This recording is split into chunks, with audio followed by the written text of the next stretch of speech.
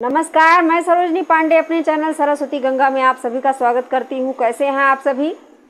जैसा कि आप लोगों का पैट का एग्ज़ाम है, उसके हिसाब से जो ये चिन्ह होते हैं, विराम चिन्ह होते हैं, इसमें से 2 प्रश्न ज़रूर आ जाता है। तो मैंने विराम चिन्ह लगभग में पूरा कर दिया है।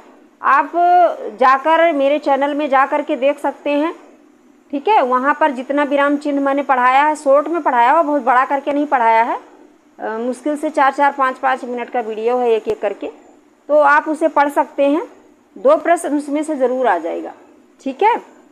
और ये वीडियो भी विराम चिन्ह का ही है, और ये जो है मुझे लगता है बहुत इम्पोर्टेंट है, क्योंकि ऐसे प्रश्न ज़्यादा पूछे जाते हैं।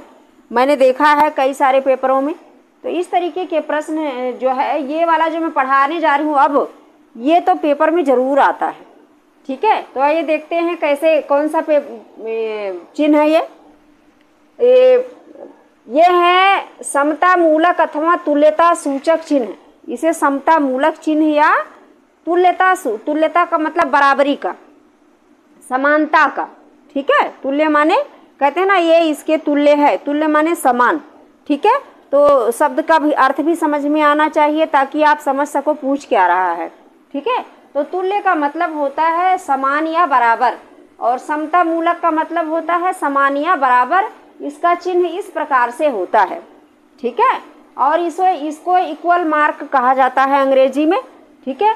तो ये जब किसी शब्द का अर्थ लिखना होता है, कि मतलब इस शब्द का अर्थ क्या है, तो वहाँ पर बराबर लगा करके उस शब्द का अर्थ लिखा जाता है। ये मैंने कुछ लिख रखे हैं। चारु, जैसे चारु शब्द है, तो इसका मतलब क्या होता है, अर्थ क्या होता है, सुंदर होता है, ठीक है। तो यहाँ मैंने बराबर लगा करके ये लिख दिया है।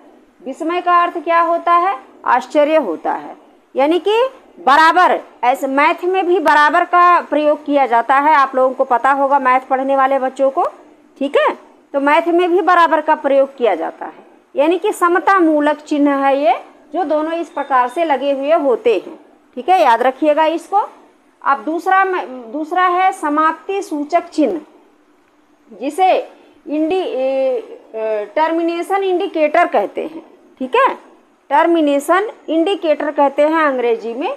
और इस चिन्ह को इस प्रकार से लगाया जाता है, ऐसे एक लाइन इधर खींचेंगे, एक लाइन इधर खींचेंगे, पड़ी रेखा होती है, एक इधर एक इधर, बीच में गोली जैसा बना देते हैं, ठीक है, कुछ अंडे के आकार का।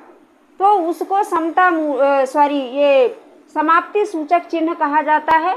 या फिर इस तरीके से भी कि एक पड़ी पाई इधर से, पड़ी पाई इधर से, बीच में एक्स बना दिया जाता है, एक्स, ठीक है।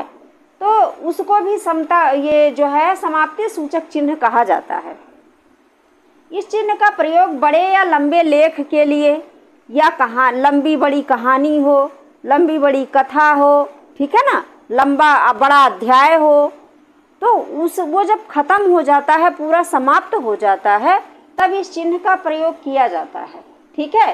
तो लिखते कैसे हैं, उसको इस प्रकार से लिखते हैं, इति अध्याय समाप्ति, इति कथा समाप्ति, इति लेख समाप्ति, ठीक है ना।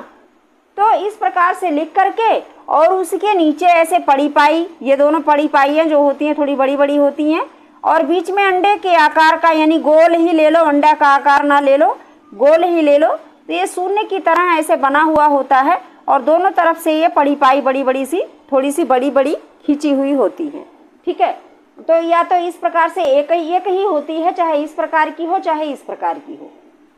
इस प्रकार की भी ये पड़ी पाई होती है, इस प्रकार से बीच में एक्स ऐसे बनाया हुआ होता है, ठीक है ना।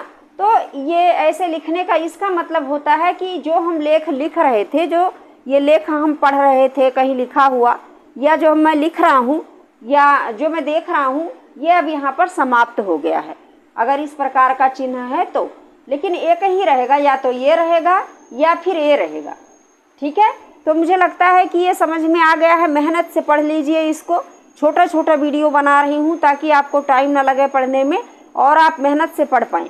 तो मैं ये जो विराम चिन्ह मैं पढ़ा रही हूँ, मेरे विराम चिन्ह वाले वीडियो को, या संज्ञा है, सर्वनाम है, जो कुछ मैंने पढ़ाया हुआ है, वर्ण पढ़ाया है, वर्ण में से 1-2 प्रश्न आ जाएगा।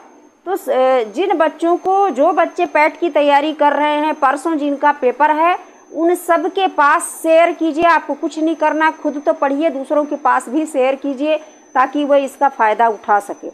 ठीक है, तो चलिए पढ़ते रहिए, मेहनत करते रहिए। कल मैं 3-4 वीडियो ऐसे डालूंगी, शॉर्टकट में रहेगा, ट्रिकी रहेगा, ताकि आपके प्रश्न परीक्षा में आए और उसे आसानी से आप हल कर सकें। ठीक है, तो कल मिलते हैं, कल दूसरे वीडियो में। तब तक इसे पढ़ते रहिए, दूसरों के पास शेयर करते रहिए। नमस्कार।